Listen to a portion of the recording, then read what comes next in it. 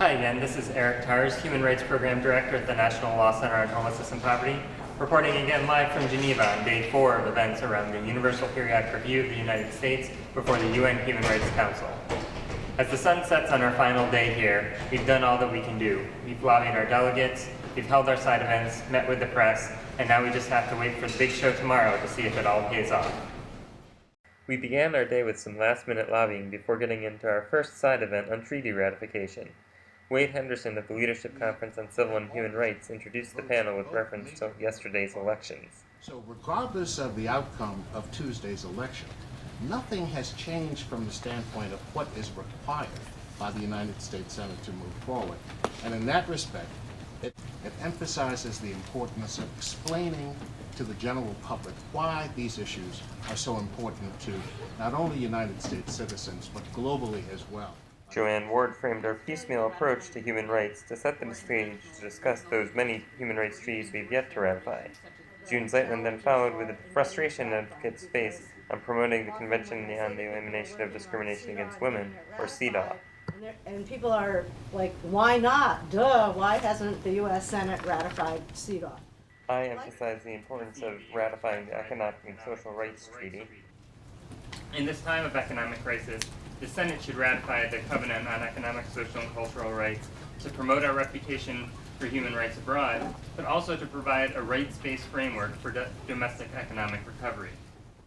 Teresa Harris discussed the domestic value added of treaties we have ratified, like the civil litigation protections from the Convention Against Torture that allow victims of torture abroad to receive remedies in U.S. courts. And Eric Sodas gave an international perspective on how our lack of ratification of the torture protocol hurts his work in negotiating torture inspections in places like China. But during the discussion we had with the ministers, head of police and so on, they immediately came to the reference about United States, which were not accepting such a system. So why China should, you know? David Morrissey discussed the inspiration the Americans with Disabilities Act gave the drafters of the Disability Rights Treaty. Now we're 20 years into the ADA. How can the experiences of American society, Americans with disabilities, under the ADA and other pieces of disability rights legislation illuminate how the global community moves forward in alleviating the poverty, the marginalization of people with disabilities? There's so many myths around all of these treaties, and the U.S. administration should be working directly with the Senate, holding briefings, instituting the interagency working group on human rights that is going to be discussed more this afternoon, creating a National Civil and Human Rights Commission that can be a forum for discussing these issues. There's a lot that the U.S. government can be doing right now to lay the groundwork and to show that it's taking an active role. And our second panel looked at implementing those treaties we have ratified through mechanisms like a National Human Rights Commission and a proposed executive order creating an interagency working group on human rights. Alessandra Soler-Meets explained what the working group would do for our human rights work. The United States says that they're serious about the process, and I think we need to make sure that we come up with creative ways, right, to take them up on that and say, here you have serious concerns by the international community about some of the stuff that has been happening in Arizona and across the country. What are you going to do about it?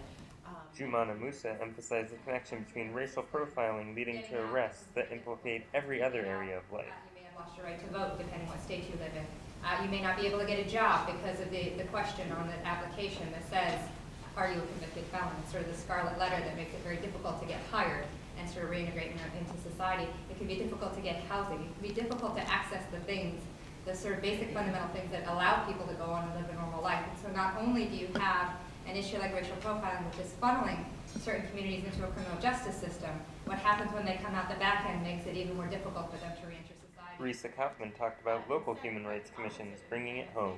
This is something that really is bubbling up from the state and local level, and we need to really support that and build that to try to counteract this sense that this is an un-American, these aren't American values. Quite the contrary, these are American values of equality, equal opportunity, dignity, well-being for all. These are core to our American system, our American values, and we need to really support the state and local efforts that are articulating that to A panel on corporate accountability aimed to raise awareness about the U.S. piecemeal corporate accountability record.